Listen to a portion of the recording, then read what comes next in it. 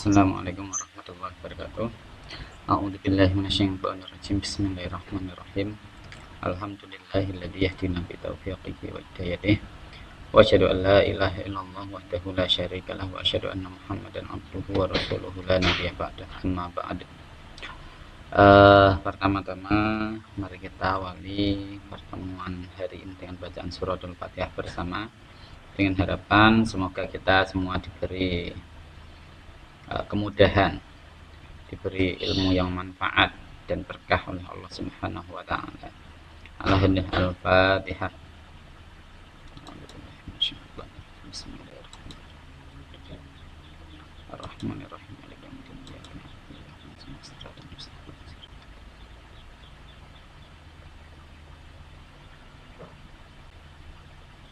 Oke. Gimana kabarnya?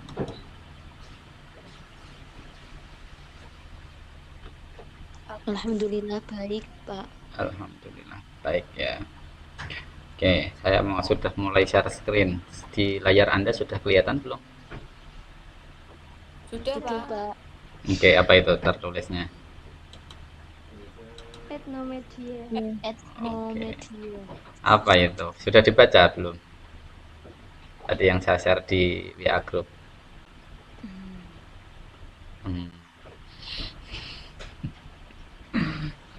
Belum ya. Oke, kita akan berbicara etnomedia ini.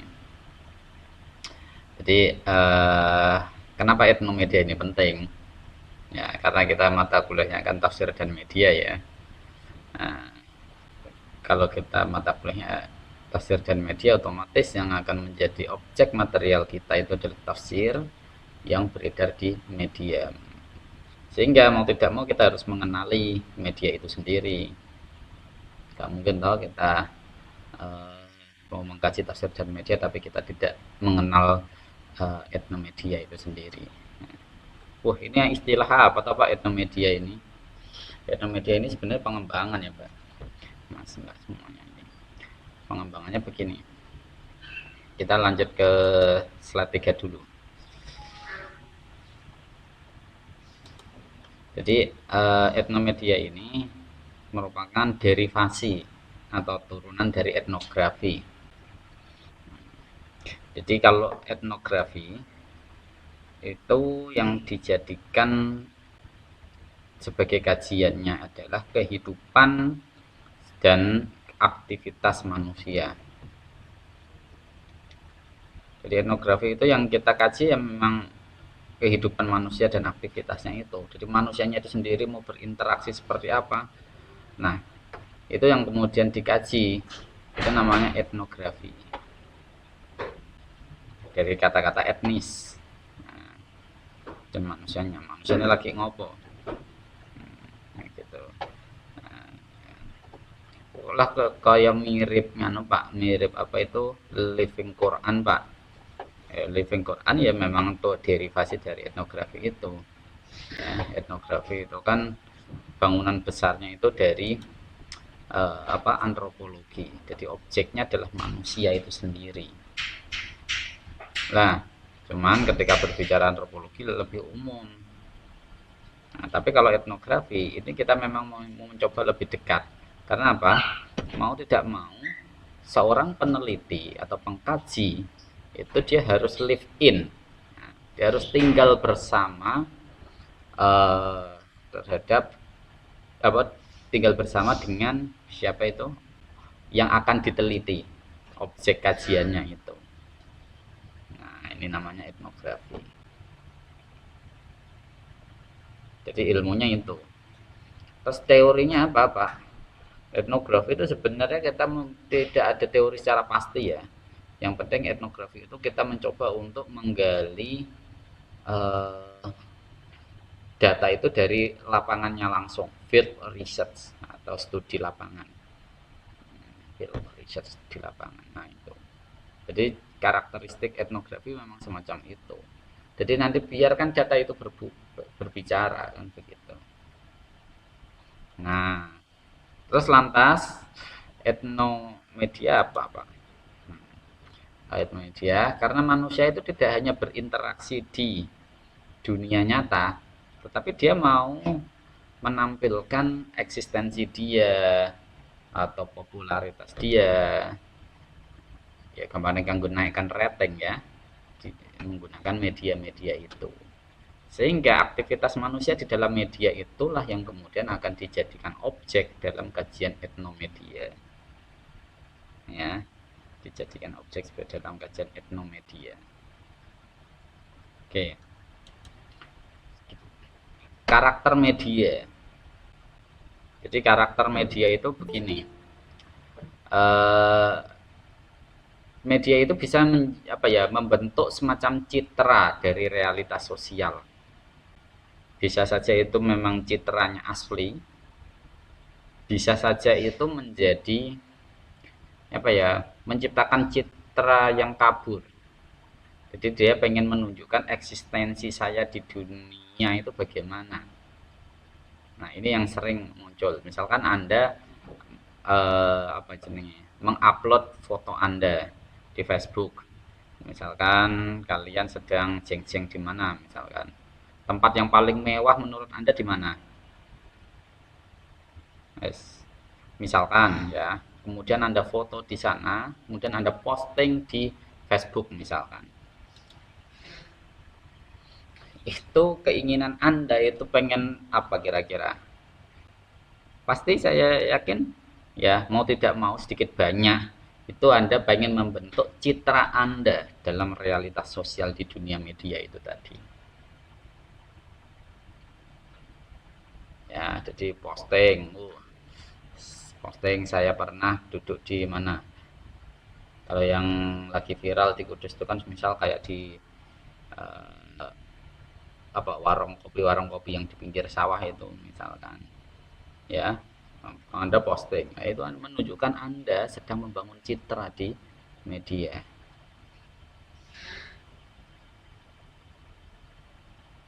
Contoh lagi, Anda mau ya aktivitas sosial bersedekah atau apa, kemudian Anda foto, kemudian Anda posting. Nah, ini jadi karakter media itu bisa membentuk citra. Jadi mau tidak mau Anda sedang menciptakan citra diri Anda dalam realitas sosial. Ya. Oke.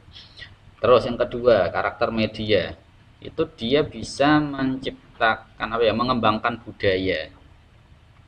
Coba di antara kalian ini yang suka nonton drakor siapa? Saya, Pak. Bukan saya, Pak. Oh, bukan saya. Anda ngomong bukan saya atau saya, Pak. Itu pengen menunjukkan identitas Anda. Ini saya itu orang yang dengan media ini mau tidak mau Anda sedang menciptakan citra. Nah, tapi yang saya bidik dalam hal ini saya bukan pada penjelasan citranya, tapi pengembangan budaya. Kira-kira dari hasil penonton Anda ketika nonton drakor itu, yang kemudian Anda bawa dalam kehidupan sehari-hari Anda, contohnya apa? Misalkan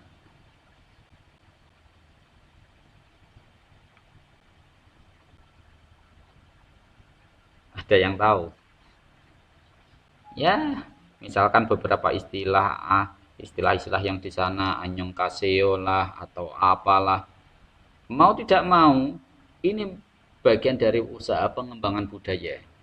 Jadi budaya Korea kemudian mengalami infiltrasi di Indonesia, khususnya di daerah kalian sendiri. Nah ini mau tidak mau budaya sana berkembang menggunakan apa? Media. Jadi kita sudah mulai digerus budaya kita karena ada pengembangan budaya dari Korea saat itu. Nah, terus apakah saya nggak bisa Pak untuk mengembangkan budaya kita? Ya, bisa. Jadi Anda silahkan Anda misalkan upload posting tradisi-tradisi yang ada di sekitar Anda. Kemudian Anda posting atau jadikan film misalkan. Nah, ya kemarin kan sempat ada film produksi orang Indonesia ya, Tile atau apa, pernah nonton itu? Iya, Pak. Ya itu pasti mau tidak mau ya Anda sedikit banyak terpengaruh dengan apa yang pernah dikatakan oleh Bu Tejo.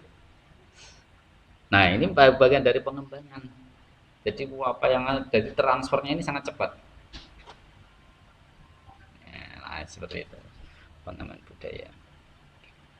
Oke, selanjutnya karakter media itu menjadi institusi sosial yang memiliki aturan dan norma.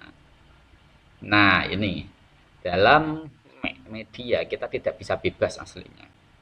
Ya, karena memang ada aturan-aturan yang mungkin tidak kita ketahui, entah itu tertulis atau tidak. Misalkan, kira-kira Anda mau berani nggak posting yang kira-kira bisa menimbulkan konflik saat ini? Tidak berani. Nah, tidak berani. Terus lagi, misalkan Anda posting video yang kebetulan itu Anda jiplak dari video yang lain. Berani nggak? Sama, tidak berani kan otomatis. Nah, ini karena media itu sudah menjadi institusi sosial yang di situ banyak aturan. Bahkan dalam hal ini, di dalam dunia media, ini kan ada apa? KNPI, apa KPI yang dia sebagai apa ya pemantau. Dia memantau itu media itu akan dipantau terus. Belum lagi oleh Menkominfo. Nah, itu. Terus selanjutnya karakter media itu dia memiliki kekuatan untuk mengontrol masyarakat. Wah, saya masyarakat mudah terpengaruh oleh media-media itu sangat mudah. Ya, pokoknya budaya hidupnya bahkan sampai apa ya kegiatan sehari-hari itu mau meniru yang model-model kayak di media. Misalkan konsep cantik. Nah, ini kan kebetulan pesertanya banyak yang perempuan ini. Konsep cantik menurut Anda itu cantik itu yang versi citra, versi apa? Iklan-iklan bedak ya apa kabeh kok lali aku. Versi yang mana itu?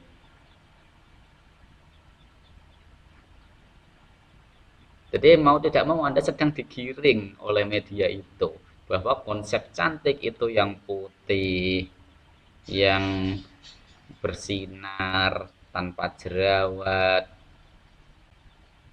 bahkan yang kalau perempuan jalan itu ya yang dia itu jalannya agak lenggak-lenggok, kakinya enggak terlalu apa ya jenenge, rada rapet kakine. Bahkan sekarang konsep kecantikan lagi itu ditambah lagi menjadi ada konsep berjilbab, berhijab. Nah, ini Anda sedang terbawa. Jadi Anda sedang dibawa kontrol oleh media itu sendiri. Nah, ini karakter media memang seperti itu. Anda sadari atau tidak, saat ini ya Anda sedang sering terbawa oleh iklan-iklan semacam itu. Media mau membawa kemana? Karena dia memang memilih kontrol itu. Dia memang memilih kontrol itu. Eh, itu kalau contoh ringan. Kalau kajian keislaman Pak misalkan, oh bisa kontrol. Jadi misalkan di dalam selama ini kalau Anda mengkaji keislaman yang sering Anda buka itu website apa? Coba Tafsir ID. tafsir.id, tafsirid.com, Tafsir Quran ID. tafsir Quran ID. Oke, yakin itu. Nah, berarti Anda saat ini sedang digiring oleh tafsir tafsir ID tadi. Terus yang lain. Ya, berarti Anda saat ini wacana keislaman Anda itu tertumpu pada apa yang dinarasikan oleh tafsir.id tadi. Iya, Pak. Iya toh? Oke, yang lain misalkan Anda sering nonton channel YouTube-nya siapa? Gus Baha? Ustadz Syam. Siapa? Ustadz Somad? Oh, siapa? Ustadz Syam. Ustadz Syam. Syam siapa? Nah, cara pandang Anda terhadap keislaman itu modelnya model dia atau Anda masih memiliki keindependensi sendiri? Saya dulu diajari tentang Islam oleh guru saya di madrasah seperti ini. Kemudian ketika saya belajar keislaman dari YouTube, kira-kira Anda mau terpengaruh atau tidak ini? Sesuai yang dipelajari, Pak. Maksudnya kalau semisal apa sesuai ajaran yang dulu ya diikuti, tapi kalau enggak ya enggak. Gitu. Ya. Tapi Anda pernah terpengaruh oleh channel YouTube tadi tidak? Misalkan cara pandang Sam- keislaman Anda. Sampai saat ini belum, Pak. Oh belum, ya ditunggu nanti. Saya nggak tahu nanti. Tadi inilah media itu mampu mengontrol masyarakat. Apalagi kalau memang kondisinya sedang panas ya. Wah, kemarin ini ketika apa itu Ahok nyalon itu paling panas itu. Jadi media itu menggiring opini masyarakat, mampu menggiring masyarakat. Semuanya yang bukan ahli tafsir pun ikut menafsirkan akhirnya. Wah, karena memang media itu memiliki kekuatan kontrol tersendiri. Nah, sehingga mau tidak mau di ruang media itulah ruang wacana. Jadi siapa yang mau mewacanakan dan siapa yang memiliki power, dia yang akan menguasai wacana tadi. Nah, ini media. Wah, sekarang media itu lebih ganas masalahnya. Nah, di situ. Jadi nanti ketika Anda mau mengkaji tafsir di media, ya Anda harus tahu. Jadi ibaratnya apa ya? Tafsir yang ada di media itu sebagai eh, kalau bahasa saya mudahnya itu orang yang hidup sebagai penafsir sendiri. Nah, jadi media itu sebagai penafsir. Sekalipun orang yang membangun tafsirnya itu ada di belakang itu, kan kita nggak tahu ya. Yang penting itu dia menjadi sesuatu yang benar-benar hidup dan kita akan berinteraksi dengan tafsir yang ada di media itu. Nah, terus ini laptop saya kok muncul ini terus yang kena apa ini? Pak, mohon maaf ada yang belum bisa gabung katanya, Pak. Kenapa? Di grup itu ada bilang yang belum bisa gabung banyak, Pak. Oh Ada iya berapa iya, orang? maaf. Saya belum confirm. Saya terlalu enak menjelaskan. Iya iya. Terima Ya, kasih diingatkan.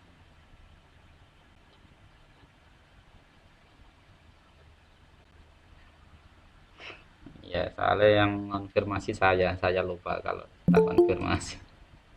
Oke, oke sudah masuk ya. Ada yang belum.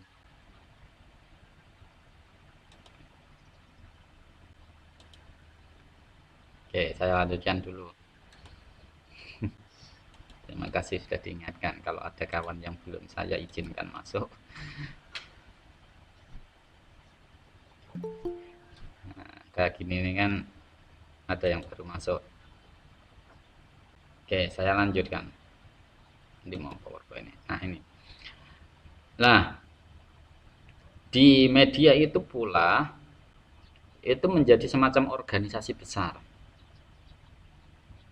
yang sangat kompleks ya. Kenapa saya menyebut organisasi besar? Misalkan Anda membentuk sebuah komunitas, komunitas tahfidz Al-Quran, ya misalkan. Kemudian Anda sebar di media, dia bisa menyebar kemana-mana itu, siapapun bisa ikut di sana. Ya tahu? Saya konfirmasi ulang lagi banyak orang yang baru masuk ini.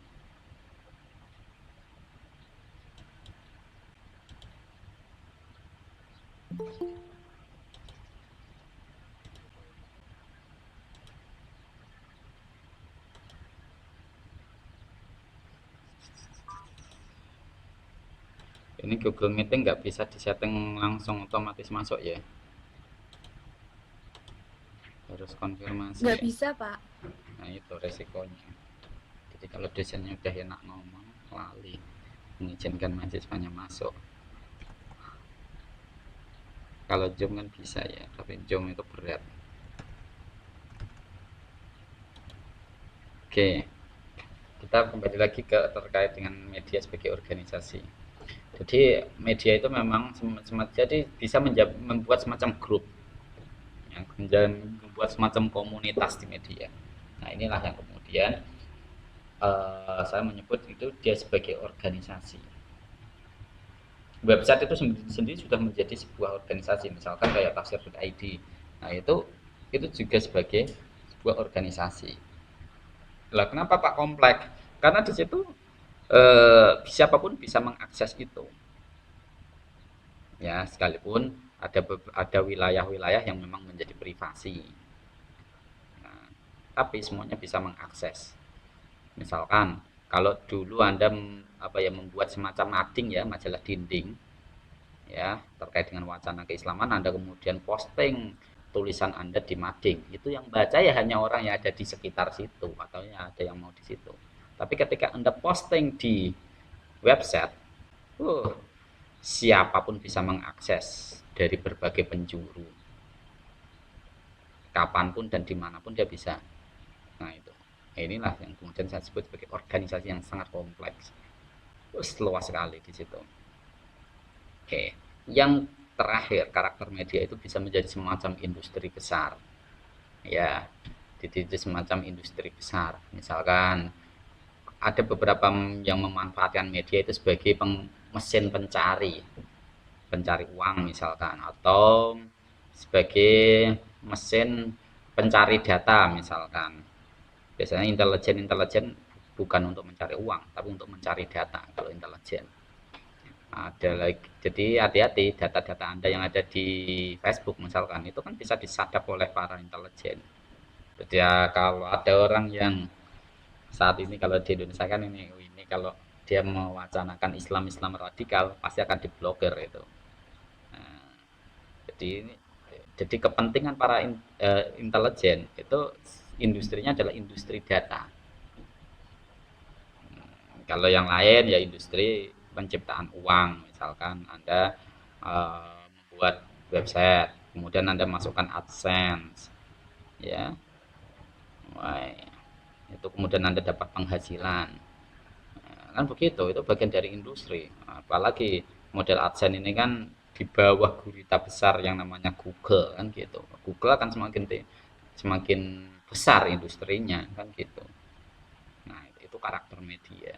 Oke, sampai di sini ada yang tanyakan sebelum saya lanjutkan.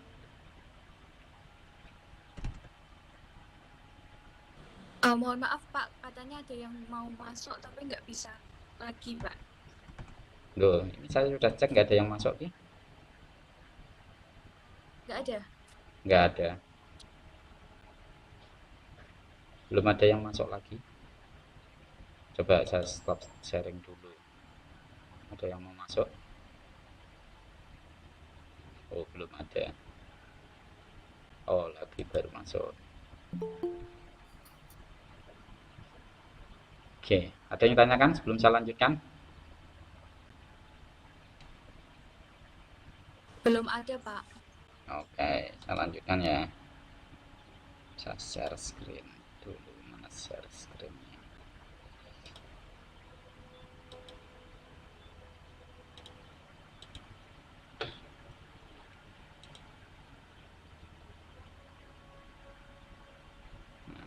Nah, ini. Sekarang objek kajiannya apa Pak? Objek kajian dari etnomedia. Ya media itu sendiri yang akan jadi lokus.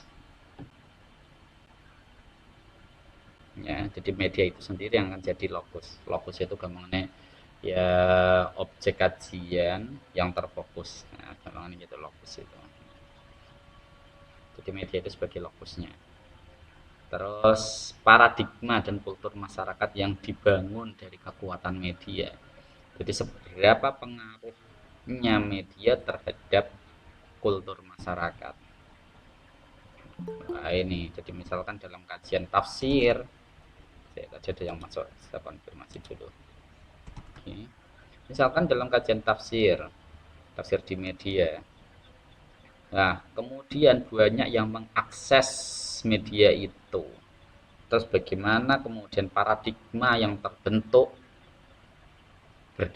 dari hasil pembacaan terhadap tafsir yang ada di media itu. nanti akan dilacak, itu bisa menjadi kajian. Dulu kawan saya itu pernah meneliti terkait dengan gini, eh karena kan kebetulan dia itu aktivis LSM ya, dia meneliti terkait dengan kelompok waria, ada websitenya. Nah, bahkan dia menelitinya tidak di websitenya, malah di Facebooknya, bagaimana komunitas waria itu berinteraksi di grupnya itu, di grup Facebook itu. Terus kemudian dia mewacanakan keislaman. Keislaman yang dibangun itu yang model bagaimana, ini yang kemudian diteliti oleh kawan saya. Karena selama ini waria itu juga belajar tentang agama, mereka tetap butuh, karena agama itu menjadi suatu semacam kebutuhan bagi dia. Sedikit cerita ya, saya dulu juga pernah dilibatkan kawan saya untuk memberikan penyuluhan kepada para waria itu, ya, para waria itu. Nah, mereka sempat curhat, saya itu sudah terlalu bosan dengan model kehidupan saya saat ini. Namun ketika saya ingin kembali ke agama, itu banyak para ustadz-ustadz itu yang kemudian mencibir saya. Saya dianggap sudah buruk, sudah nggak ada pintu tobat. Padahal dulu saya pernah dikabari itu pintu tobat masih terbuka, kan begitu. Nah, kemudian jadi di sini itu saya butuh orang-orang yang benar-benar peduli terhadap kami. Bagaimana saya bisa kembali ke agama. Saya secara KTP Islam, tapi saya tidak bisa meresepsikan Islam saya dengan benar, karena nggak ada yang mau membimbing itu, kan begitu. Wah, kemudian mereka mencoba untuk mencurahkan isi hatinya itu ya menggunakan media-media itu. Nah, saya sempat buka juga medianya. Yo, ternyata seperti itu ya. Jadi dia itu memahami keislaman berdasarkan ini. Teksnya seperti ini. Jadi mereka itu masih sangat dasar ketika berbicara keislaman, apalagi ketika menggunakan media itu. Ada Facebooknya memang bisa, kebetulan di dalamnya itu sudah ada satu ustadz yang siap membackup. Yang saya tahu sih baru satu ya, tapi nggak tahu kalau di satu ada ustadz-ustadz yang lain. Nah itu mereka belajarnya menggunakan media. Dan saat itu ketika saya tahu, saya merasa bersyukur. Alhamdulillah dia masih punya inisiatif untuk menciptakan media, dan dia memasukkan ustadz-ustadz yang kebetulan menurut saya itu pahamnya moderat. Coba misalkan mereka mau belajar agama secara liar, dalam arti asal buka YouTube misalkan, atau asal buka website kemudian dia pahami secara sendiri tanpa ada yang mengarahkan, kira-kira jadinya seperti apa?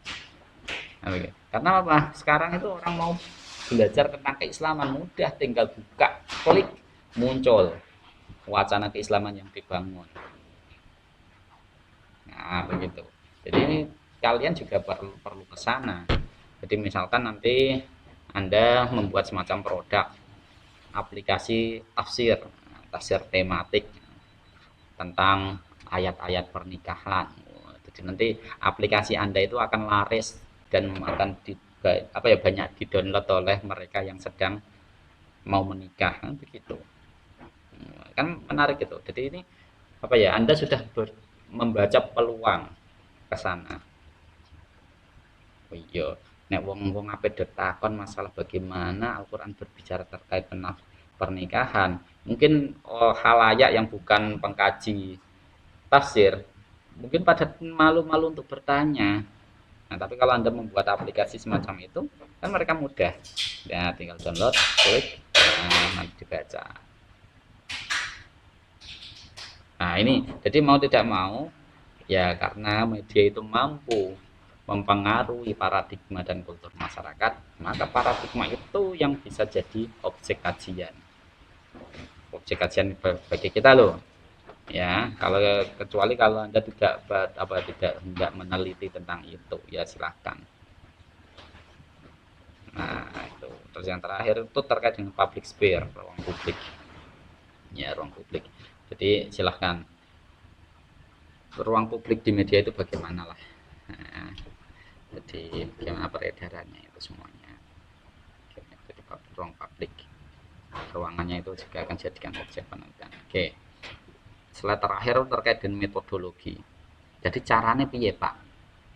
Cara saya kemudian mengkaji media itu sendiri. Yang pertama kita memang field research.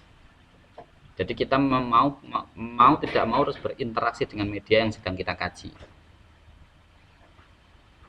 Bahkan kalau perlu kita cari tahu siapa kru yang ada di belakang itu semuanya. Ya, istilahnya kru pokoknya redaktur ini siapa ini, itu yang akan jadi sumber. Misalkan kayak Bincang Syariah, itu kebetulan saya kenal, namanya Mas Hengki, ada Mas Alif.id, itu ada namanya Mas Hamzah Sahal, terus ada Alif lagi sih, Islami.co. Itu malah kebetulan kebanyakan teman saya itu Islami.co itu. Terus Tafsir.id ada Mbak Lim itu di sana belakangnya. Itu bisa menjadi pintu masuk ketika kita mau melakukan field riset terhadap media itu. Ya. Terus, jadi ketika kita berbicara masalah field risetnya, mau wawancara, mau cari data, mau observasi, ya berangkat dari itu semuanya. Orang-orang yang ada di media itu yang akan jadi objek kajiannya. Ditakoni sing gawe website iki piye, dalam wacana apa, dan seterusnya lah. Nah, pertanyaan-pertanyaannya menyesuaikan. Pertanyaan-pertanyaannya menyesuaikan. Oke. Maaf ya apabila ada fisik.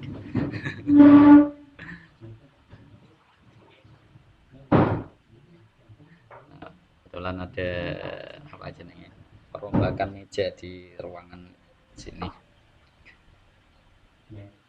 Oke, selanjutnya.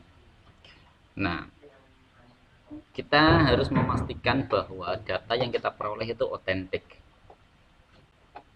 Jadi jangan sampai kita mendapatkan data dari media yang lain.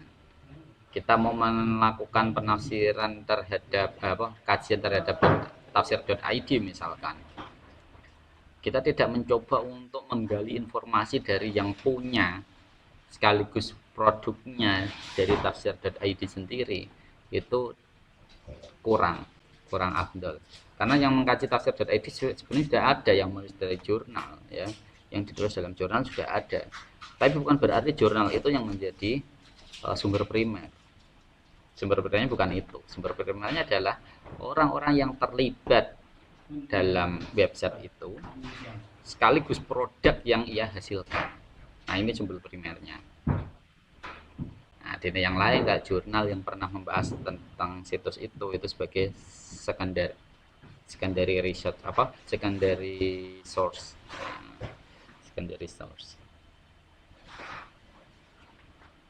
Nah, terus yang ketiga, kita mengkaji pada teksnya.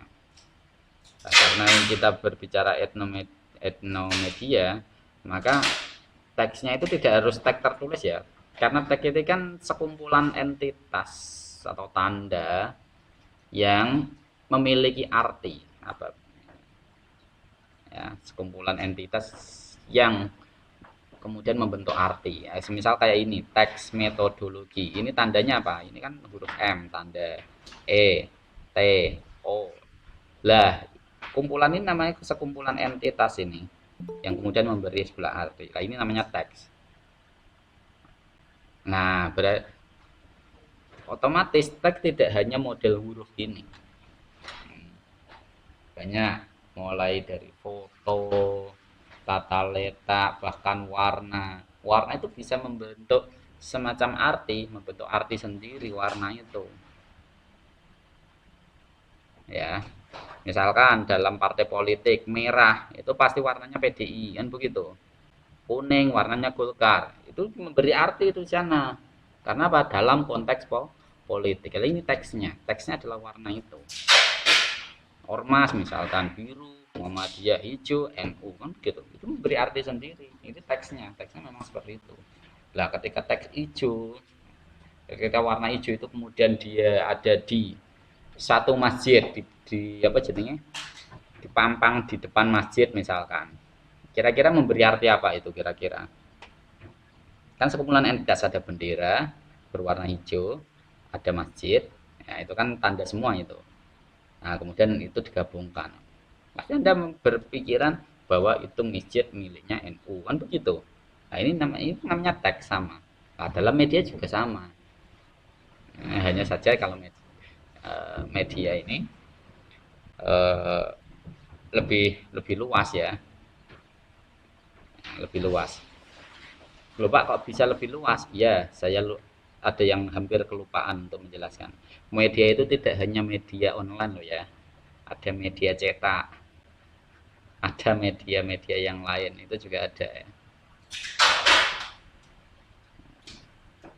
Jadi ada media-media yang lain. Misalkan ada poster-poster ya, poster-poster yang berisi tentang suatu ajakan. Apalagi di situ dia membawa narasi Al-Qur'an. Nah, itu kan berarti Al-Qur'an sudah ada di media itu. Nah, itu sekumpulan teks. Itu memberi makna apa itu kira-kira?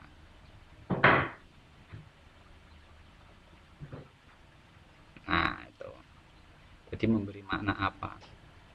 Contoh paling saya di sini tadi saya lupa untuk download gambar-gambar apa ya, semacam meme-meme yang ada di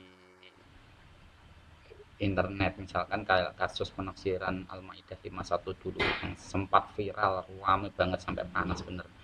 Itu banyak meme-meme yang muncul itu. Medianya apa? Poster. Nah, jadi media itu tidak hanya media elektronik, tapi juga ada media cetak, media yang lain sering muncul. Bahkan kalau dalam kajian apa, bahkan terkadang nenggane anu ya, ini di tempat umum misalkan di WC umum pun itu ada, tapi kebetulan di situ dia tidak mencantumkan Quran, mencantumkan hadis, mencantumkan hadis di situ. Itu di WC, jadi hadis ada di media, stiker di WC itu ada. Nah itu kira-kira memberi arti apa itu? Nah, itu kan sekumpulan teks itu, ada stiker, poster, ada di WC, kemudian teksnya yang ayatnya yang dimunculkan ayat itu. Kayak kok ayat sih? Hadisnya tadi, anando fatu minal iman. Ini memberi arti apa? Nah ini yang kemudian perlu diartikan. Oke, ya bisa dipahami ya. Jadi yang jelas media itu tidak hanya media online atau media elektronik, tapi juga media cetak. Bisa. Oke, silakan kalau ada pertanyaan. Untuk Pak, Oke, tadi ada yang masuk, mau saya konfirm kok malah hilang. mungkin sinyalnya Pak. Ya, nanti ini saya rekod kok. Nanti saya posting di Viklas nanti. Ini sudah saya rekod. Oh iya, untuk kelasnya ini kan baru error Pak, terus harus bagaimana Coba Pak? untuk Soalnya banyak presensi. yang apa Pak udah berusaha. Heeh. Ya, Untuk presensi, kalau dalam waktu ini silakan dicoba aja dulu ya. Kalau sampai waktu deadline sudah habis kok belum bisa, nanti silakan absen di apa jenenge WA ya, group. WA group nanti tak lanjut. input secara manual aja. Yang belum dapat materi nanti bisa lihat record, lihat rekaman ini. Nanti rekamannya akan saya upload di kelas nanti. Ini saya rekam ini soalnya. Oke, silakan. Kalau ada pertanyaan terkait dengan Baik. materi. Izin bertanya Ya. mengenai dia sendiri. Terangkan Suaranya putus-putus, Mbak. realitas sosial. Suara Suaranya Anda putus-putus.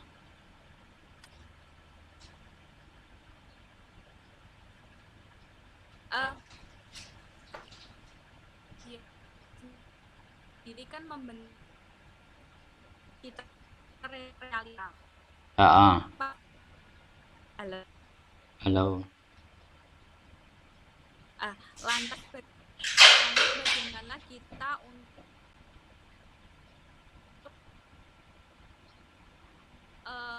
kita tuh merasa citra ini citra saya gitu Pak. Saya ada yang hilang. Orang-orang ini kan banyak.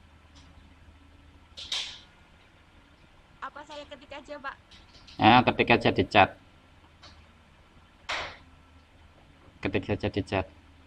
Kan Pak. Oke, siap.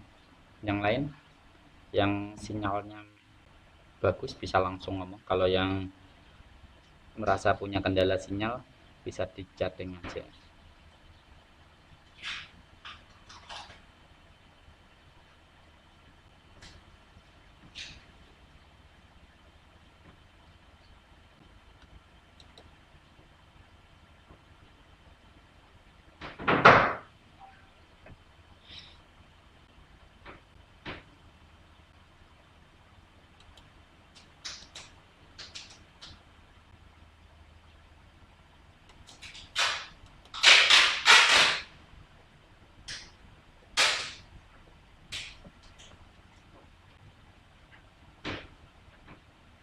Oke, yang lain ada yang mau ditanyakan? Ini 28 orang.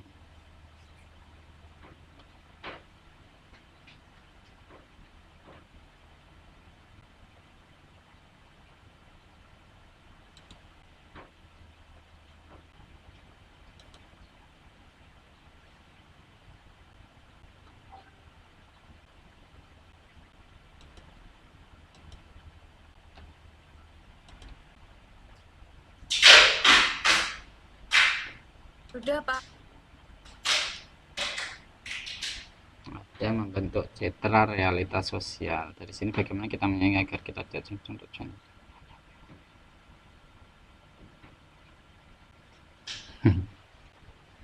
Oke. Sebenarnya ketika kita bermain media, mau tidak mau, kalau untuk tidak terjerumus ini agak susah. Yang penting gini, Anda dalam memposting sesuai dengan niat Anda aja. Misalkan saya nanti memposting video ini, hasil ini ya, hasil rekor ini, hasil rekor kuliah ini, kemudian saya posting di YouTube, kemudian linknya saya posting di Kelas. Itu tujuan saya untuk apa? Tujuan saya untuk biar mahasiswa yang memang mengikuti kuliah saya dan kebetulan dia punya kendala dalam sinyal, tidak bisa ikut live seperti ini, dia tetap bisa mendengarkan materi itu. Itu tujuan saya. Tapi Anda curiga boleh nggak Pak? Curiga. Oh Pak Yirik, yang habis ini diupload di YouTube, nanti kalau viewernya banyak nanti bisa dijadikan apa jenenge mesin pencari uangnya, kan bisa saja ada orang yang kemudian bersuudzon seperti itu, kan bisa saja. Jadi ketika ini sudah saya lempar, nah, ini kan tergantung siapa yang membaca itu. Nah ini kalau dalam kajian hermeneutika itu termasuk kelompok yang subjektivis. Jadi ketika teks sudah lepas ya tergantung siapa yang baca. Jadi misal ini video nanti kemudian saya upload di YouTube, ya tergantung siapa yang menonton, dia mengartikannya bagaimana. Atau ada yang misalkan ada orang yang sentimen dengan saya, Dudono nanti jadi dosen ngajar gini-gini, kan sah-sah saja ya toh. Kenapa? Karena memang media itu bagian dari untuk menciptakan citra itu sendiri ya. Nah kalau benar terjerumus ya memang harus kembali ke niat semula. Niatnya apa? Nah, tadi itu kepentingan saya apa? Biar mahasiswa yang kebetulan dia tidak memiliki akses sinyal dengan baik, dia tetap bisa apa jenis mendengarkan materi saya. Nah, kemudian materi ini kemudian saya upload. Nah, begitu Mbak kira-kira. Baik, Pak. Yang lain. Pak, putus-putus nggak, Pak? Nah, rada lancar. Nanti kalau Eh, putus-putus tak kabari. Iya, izin bertanya kembali mengenai media cetak sekarang ini yang mana tersingkirkan oleh media sosial. Padahal kan efeknya kan kalau media cetak kan malah bisa untuk yang selanjutnya media sosial kan paten ada yang tidak. Terus untuk pembaca sendiri kan malah enak yang media cetak. Lah, menyikapi media cetak tersebut agar tidak tersingkirkan tuh seperti apa, Pak? Menurut Bapak sendiri? Oke. Kalau tidak mau tergeser dengan media digital, ya mau tidak mau kita harus tetap menerbitkan. Tapi ya mau tidak mau harus dihitung dulu kos yang akan saya keluarkan atau biaya yang akan saya keluarkan dalam proses penerbitan ini berapa, biayanya banyak. Misalkan kayak Suara Merdeka itu aplahnya kalau dulu itu sehari bisa sampai 10.000 ya. Itu sekarang katanya sudah mulai turun aplahnya itu. Karena apa? Mereka sudah mulai merambah ke dunia digital. Dunia digital. Tidak usah jauh-jauh saja. Kemarin saya menerbitkan buku di Mizan. Mizan ya, penerbit Mizan lah. Nah, kalau dicetak, modelnya dicetak ya, itu harganya mahal sekali dan akan apa jenisnya menguras banyak bahan. Akhirnya mau tidak mau Mizan sekarang itu sudah ada, dia juga menyiapkan versi e-booknya. Jadi nanti e-book itu biayanya lebih murah. Kan gitu. Lah, tapi mau tidak Pak Mizan misalkan diminta untuk mencetak, ya mau, saya akan tetap menerbitkan, dicetak. Namanya cetak on demand. Ya, on demand, sesuai dengan permintaan. Nah, jadi benora kalah. Ya memang silakan aja menerbitkan dalam media cetak. Tapi ya itu Anda harus memperhitungkan kosnya, biayanya. Biaya yang akan saya keluarkan kira-kira berapa itu? Kalau lebih tinggi dan kemungkinan laku di masyarakatnya itu kurang, ya kebanyakan sudah mulai beralih. Karena sekarang misal pakai website itu tinggal klik aja sudah dapat pemasukan itu. Nah, kalau didaftarkan ke AdSense atau daripada yang lain kan itu bisa itu. Sekarang yang paling menggurita kan AdSense, Google AdSense itu tadi. Ya paling menjual tadi. Jadi kalau benora kalah ya tadilah intinya. Ya silakan terbitkan saja, tapi harus mempertimbangkan kira-kira saya mencetak ini dapat biaya berapa dan efektivitasnya ini bagaimana. Gitu. Begitulah Mbak kira-kira. Suara Merdeka aja sudah menurunkan oplahnya kok gara-gara sekarang tinggal klik kok. Mengapa kok nggak dibuat murah aja, Pak, yang cetak? Wah, coba sampean beli kertas satu gulung berapa itu sudah. Ya toh? Kan sama-sama ayo, Pak. Coba misalkan Anda, misal saya jual buku. Misal saya jualan buku ya. Jadi saya mewajibkan seluruh mahasiswa harus beli buku saya. Sama seluruh mahasiswa apa jenisnya? Download. Download karya saya. Kira-kira Anda memilih yang mana? Nek download kan tinggal modal paket data. Nah, cuman konsekuensinya kita memang harus di depan layar terus. Itu. Dulu saya cerita sedikit lah ya. Dulu ketika saya masih jadi mahasiswa seperti kalian, ya mulai tahun 2008 sampai 2000.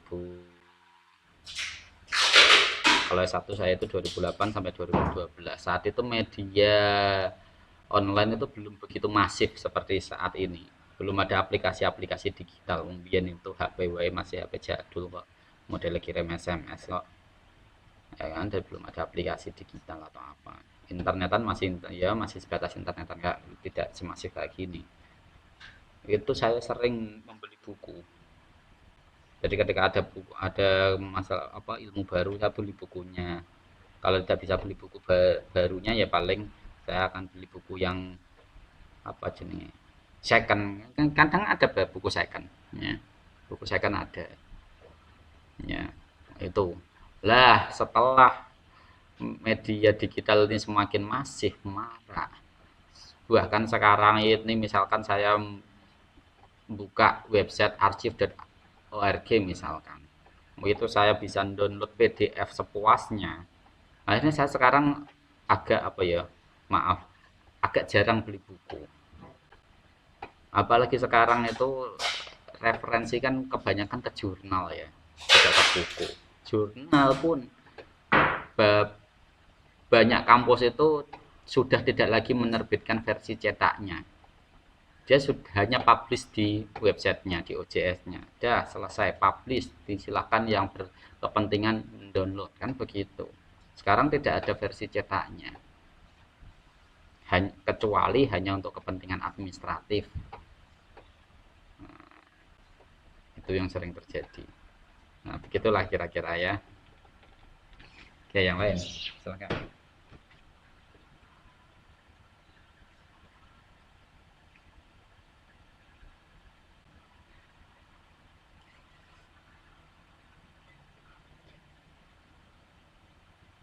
Jadi sekarang apa ya, perubahan media dari di media cetak ke media digital itu masif sekali. Dulu itu ketika mahasiswa mau presentasi makalah, itu setelah ngetik dia harus pergi ke fotokopian, ngeprint dan menggandakan. Sekarang tidak. Paling mahasiswa hanya mengeprintkan untuk dosennya saja, kawan-kawannya dikasih PDF-nya. Nah, mungkin ini Anda alami atau tidak, saya nggak tahu.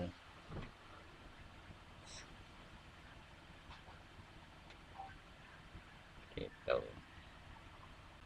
Sekarang semuanya paperless eranya. Oke, ada pertanyaan atau cukup?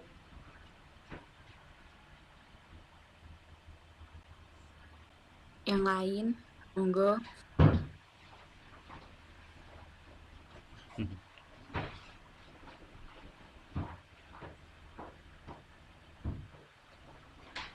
Sepertinya cukup, Pak.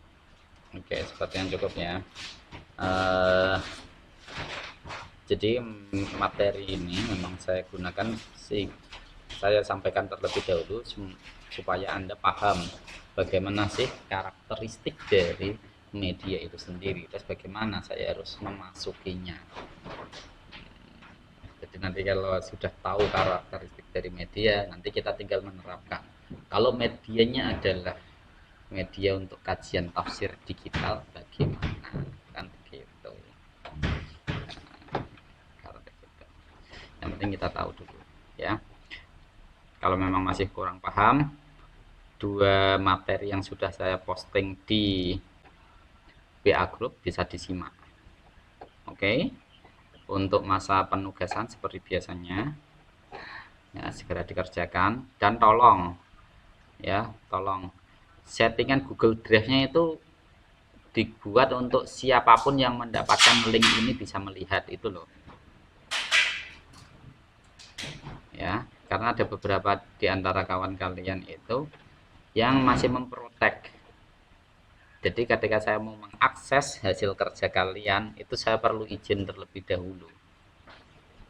Nah, oke, semoga sih V-kelasnya sudah aman ya. Kemarin tuh masih banyak yang komplain terkait dengan saya nggak bisa ngirim tugas di V-kelas, Pak, error Pak. Wah, ini kalau error ini repotnya apa? Kalau ngirim di grup itu saya tidak ada menu untuk input manual tugas mahasiswa. Karena yang mengumpulkan mahasiswa sendiri.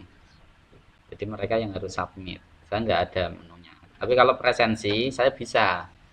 Oh, jadi mahasiswa ini saya input sendiri dari saya sendiri bisa kalau presensi. Kalau tugas nggak bisa saya. Sehingga kalau memang harus terpaksa ngirim tugasnya di WA group, ya ini yang saya masih bingungkan, ini cara mengintegrasikan penilaiannya bagaimana ini yang saya bingungkan. Ya semoga saja ketemulah solusinya ya. Oke, kalau sudah tidak ada ya sudah, kita lanjutkan pertemuan yang akan datang. Mari kita akhiri dengan bacaan hamdalah bersama. Alhamdulillahirobbilalamin. Sekian dari saya. Alhamdulillah. Akhirul kalam. Assalamualaikum warahmatullahi wabarakatuh. Waalaikumsalam warahmatullahi wabarakatuh.